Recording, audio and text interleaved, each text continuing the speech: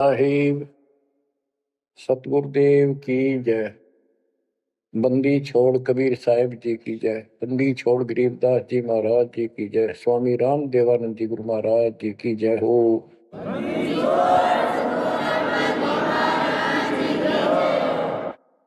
सर्व संतों की जय, सर्व भक्तों की जय, धर्मी पुरुषों की जय। श्री काशी धाम की जय, श्री सुडानी धाम की जय, श्री क्रोथा धाम की जय, श्री बरवाड़ा धाम की जय। सत साहिब परमपिता परमात्मा की प्यारी आत्माओं, परमेश्वर कबीर जी ने आपके ऊपर विशेष रजा की है। आप अमर कथा सुन रहे हो, सत्यनारायण कथा सुन रहे हो, और आप कहीं भी बैठे हो, दाता ने कैसी दया कर दी। चलते फिरते बैठकर परमात्मा का गुणगान सुनो। बच्चों, ये सत्संग जो है ये आध्यात्मिक पढ़ाई है, ये आध्यात्मिक शिक्षा है। इसको समझने के लिए भी काफी समय की आवश्यकता है। जैसे बच्चे स्कूल जाते हैं, यानी 15-16 वर्ष तक तो वो टोटली फ्री होते हैं। अपनी पढ़ाई करो, ट्यूशन लगवाओ, क्लास में पढ़ो।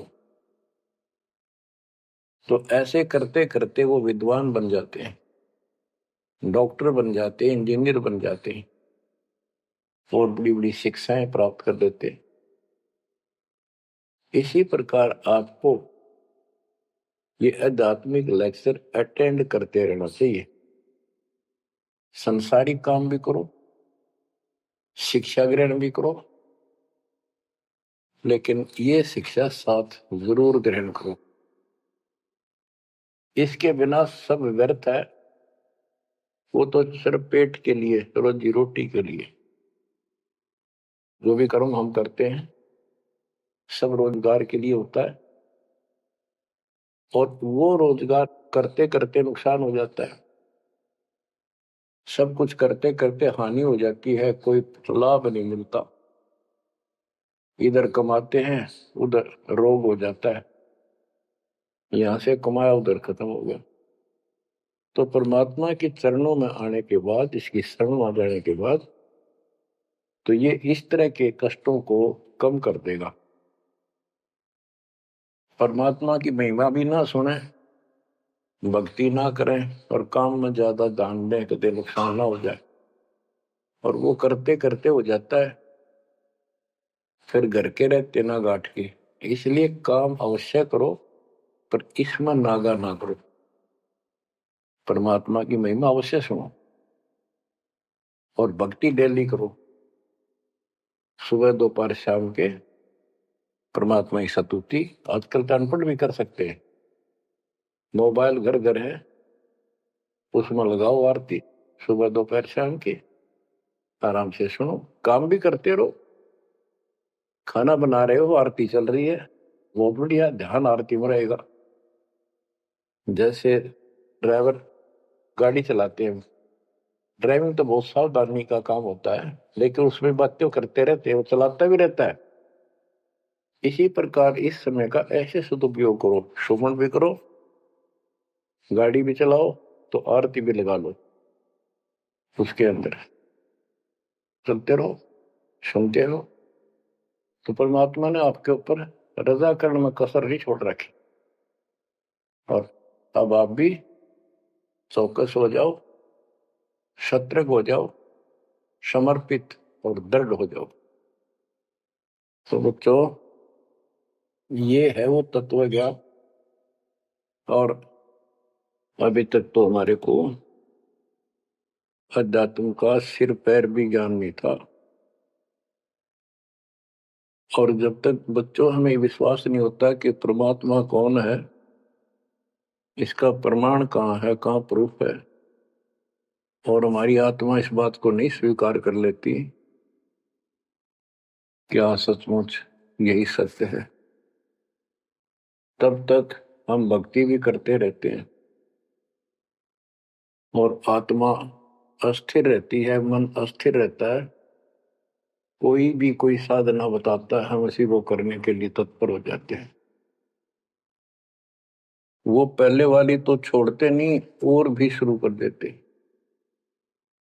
क्योंकि हमें चाह है परम पिता की। हमें इस बात का एहसास है कि एक शक्ति है जो हमारे दुखों का निवारण करती है, किस्मत से भी अलग देती है। किस्मत में दुख आया, प्रारब्ध में कष्ट हुआ, तो हम उसके निवारण के लिए किधर झाड़ फूक वालों के पास, कहीं हाथ दिखाने गए, कहीं पहाड़ों पर किसी ने बताया वहां गए, व्रत रखने को कहा वो रखा। हमने हर तरह से कोशिश की कि कोई सुख प्राप्त हो, ज्यादा धन प्राप्त हो, लेकिन ऐसा कुछ नहीं हुआ।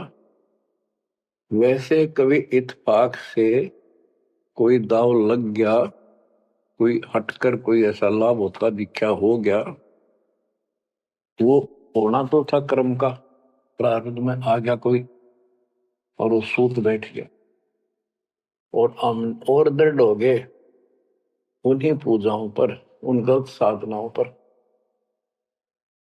जो गीता में मना कर रखा है। दास अपनी बताता है, ये आपके साथ भी अवश्य हुई है, आपको अब एहसास होगा।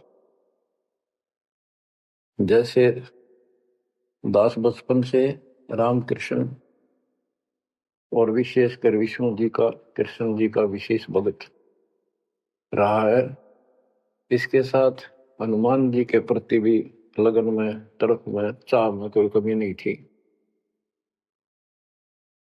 इस कारण से मंगलवार का व्रत रखना, किसी ने बता दिया कि सालासर एक स्थान है जहां पर हनुमान जी का बहुत प्रसिद्ध मंदिर है और वहां जाने से सारे सुख हो जाते। तो दास सिरसा सर्विस करता था, हरियाणा का एक शहर है, पंजाब से सटा हुआ डिस्ट्रिक्ट है।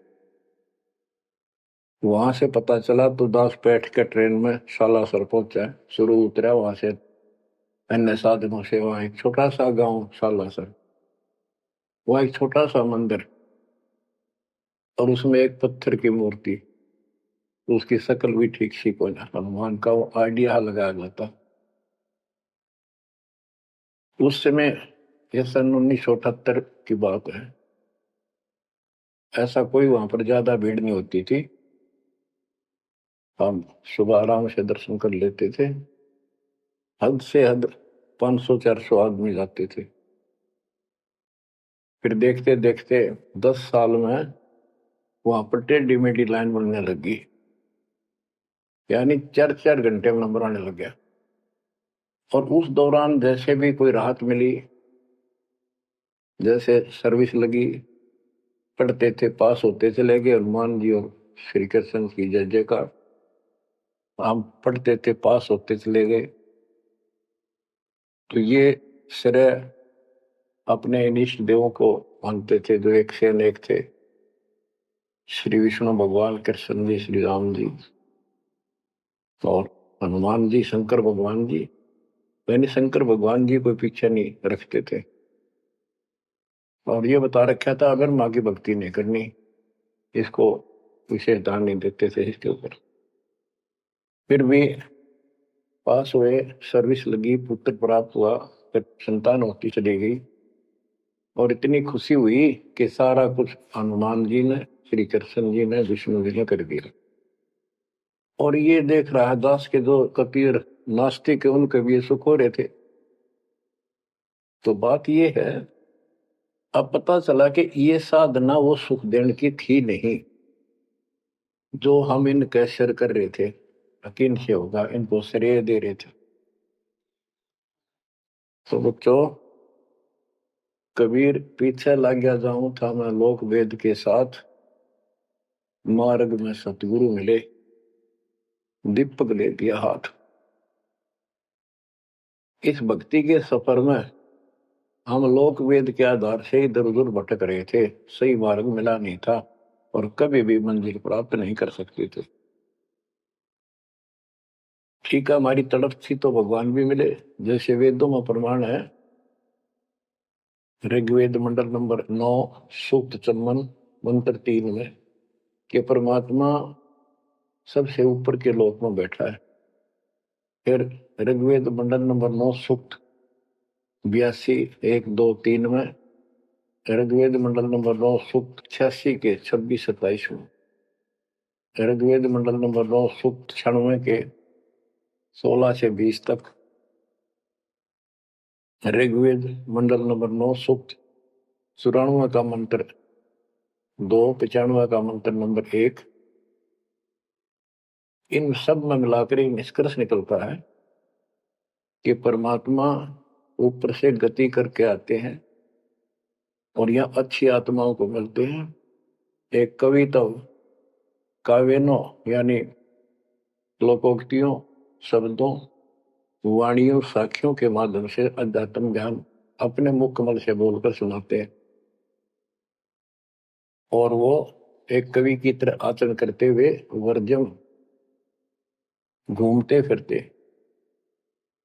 और अपने मुख कमल से वाणी बोल करके भक्ति की प्रेरणा करते हैं और गुप्त भक्ति के, परमात्मा की साधना के गुप्त मंत्रों का आविष्कार करते हैं। जैसे गरीबदास जी ने बताया है, कबीर साहब बताते हैं, गरीब सोहम शब्द हम जग में लाए, सार शब्द हमने गुप्त छिपाए। यानी सोहम शब्द किसी भी ग्रंथ शास्त्र में, जिनको हम शास्त्र मानते रहे हैं 600 साल पहले उनमें नहीं है। और सोहम नाम का प्रचलन बहुत पहले से चल रहा है, पर इन किताबों में नहीं था। क्योंकि कबीर साहब कहते हैं, हम बैरागी ब्रह्म पद सन्यासी महादेव, सोहम मंत्र जय शिव जी को करे हमारी शेष। उनको ज्ञान समझा सबको, ज्ञान इतना गजब का है, एक बार आत्मा जरूर पकड़ लेती है और नाम की भी इच्छा करती है, तो उस समय जब परमात्मा अपना ज्ञान सुना रहे होते हैं, काल निकल जाता है उस आत्मा से और आत्मा ध्यान से सुनती है, सत्य मान लेती है। तो इन्होंने ब्रह्मा जी ने, विष्णु जी ने, शिव जी ने सबने नाम दे दिए। इनमें सॉफ्टवेयर लगा दिया परमात्मा ने।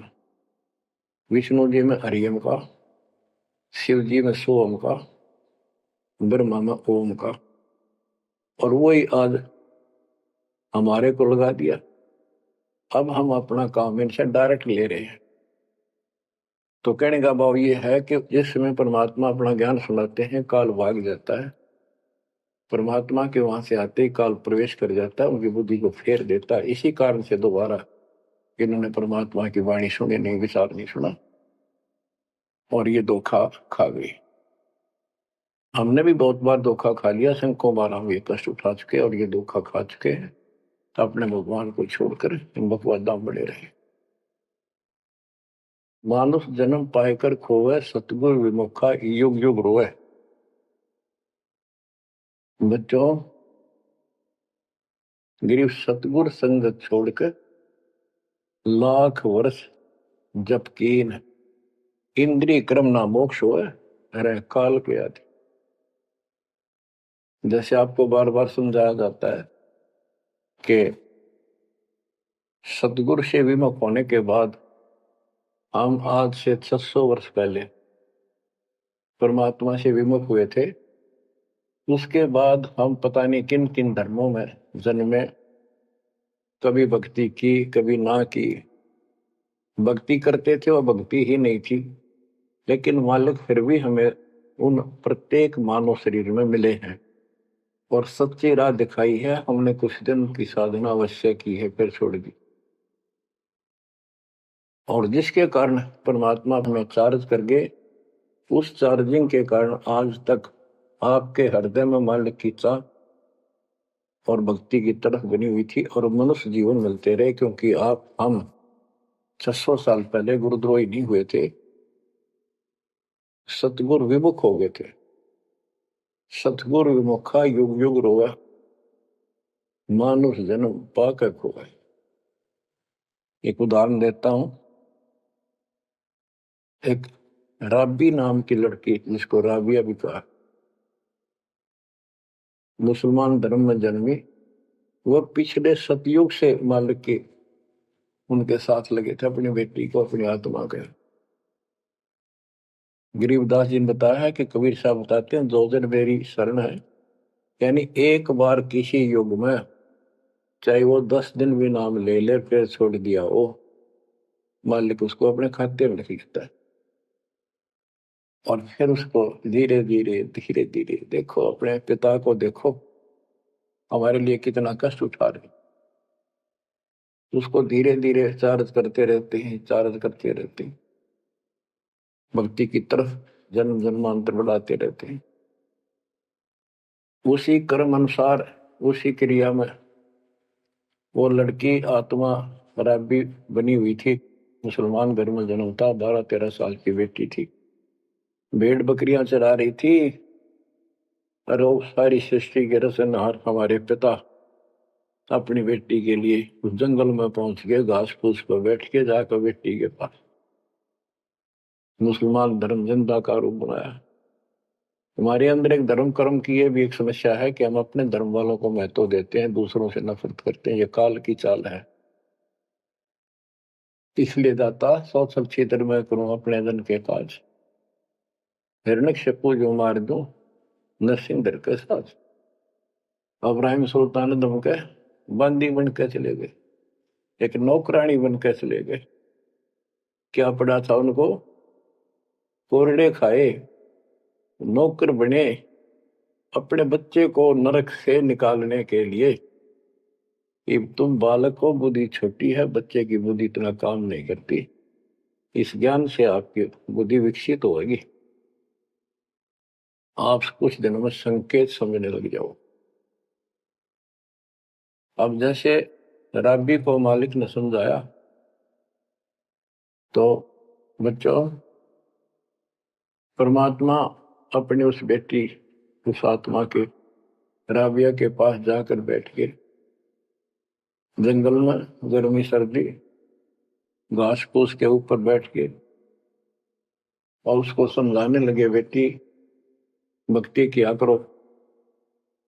तो बच्ची थी, जैसे उस धर्म के अंदर जन्मी थी, उसमें जो साधना बताते थे उसको कहती थी हम करते हैं, ऐसे करते हैं, नमाज करते हैं, ईद बकरीद मनाते हैं। तो परमात्मा ने उनको काफी समझा, कई दिन लगातार जाते रहे, फिर चले जाते फिर आ जाते। अंत में लड़की ने स्वीकार कर लिया, भगवान मुझे वो सच्चा राह बता दो जिससे मोक्ष मिले। परमात्मा ने उनको मंत्र दिए, ये मंत्र दे दिए पांचों, लेकिन ये नहीं बताया ये किस किस के हैं, क्योंकि इसके बताने की जरूरत भी नहीं है। या तो चाबी है, किसी भी खजाने की है या कोई और सामान वाले की है, उस ताले के लाओ खुल जाएगा और उसमें जो सामान है आपको मिल जाएगा। फिर भी याद होना आवश्यक है कि ये इसमें यू सामान है, इसमें यह सामान है। तो लड़की ने कुछ दिन मालिक की साधना की, 4 वर्ष। उसके बाद समाज के दरबाव में शानी होगी, उसने यहां तक फैसला कर लिया कि ये तो संस्कार बढ़ते चले जाते हैं, शादी ही नहीं कराऊंगी, विवाह नहीं कराऊंगी। उसने निकाह करने से मना कर दिया। माँ बाप ने कोशिश की, लेकिन बिल्कुल स्पष्ट शब्दों में कह दिया, मैं विवाह नहीं करूंगी, मैं अल्लाह खुदा को प्राप्त करूंगी। माँ बाप परेशान हो गए कि बच्ची है, इसने तो जिद लगा ली, और इसका जीवन कैसे पार होगा, कैसे पास होगा, तो हो ही नहीं सकता। माँ बाप ने कहा, बेटी या तो निकाह कर लेना, दोनों मरेंगे। लड़की ने सोचा, चल माता पिता की हत्या का क्यों सिर पर दोष दूं, आगे अपने पति से बात कर रहे हैं। निकाह हो गया।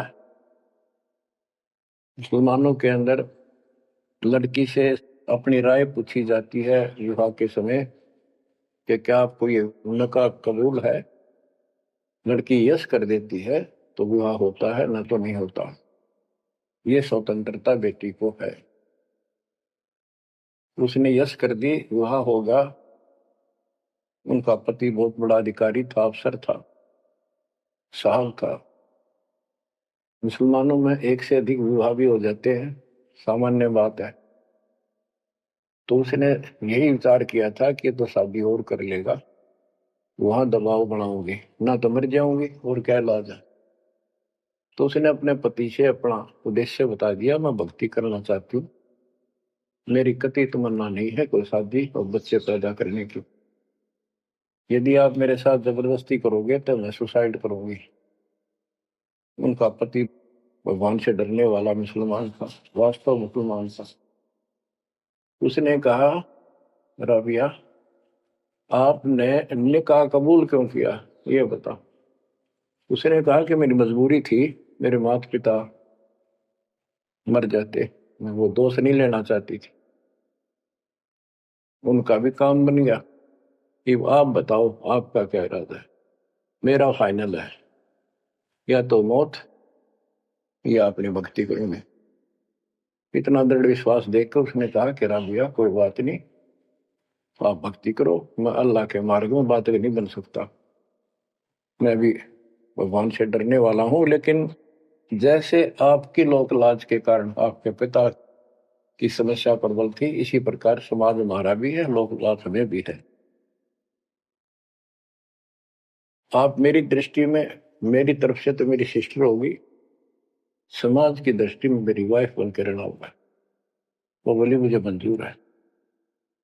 उसके लिए अलग व्यवस्था कर दी, अपनी भक्ति कर, किसी चीज की कमी नहीं आने देंगे।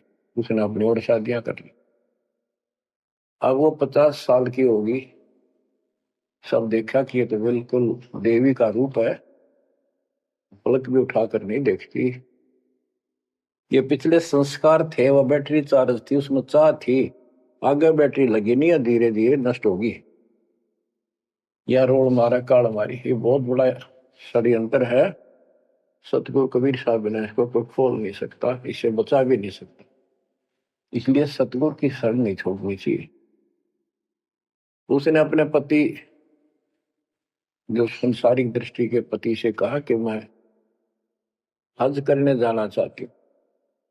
उसके पति ने कहा, बहुत खुशी की बात है, मुझे पुण्य मिलेगा आपके सहयोग में, और कोई व्यवस्था ऊंट घोड़े की करवा देता हूँ, उस पर आराम से बैठ कर जाइए। बोली नहीं, मैं पैदल जाऊंगी, क्योंकि ये आस्था हमारी भगवान के प्रति अहंकार में नहीं, ऐसे जावा तो और बढ़िया है, ये शुरू से धारणा है। उस समय साधन भी नहीं होते थे, ऊंट घोड़े होते थे, रेगिस्तान में ऊंट ही चलते थे। वो बोली नहीं, मैं पैदल जाऊंगी।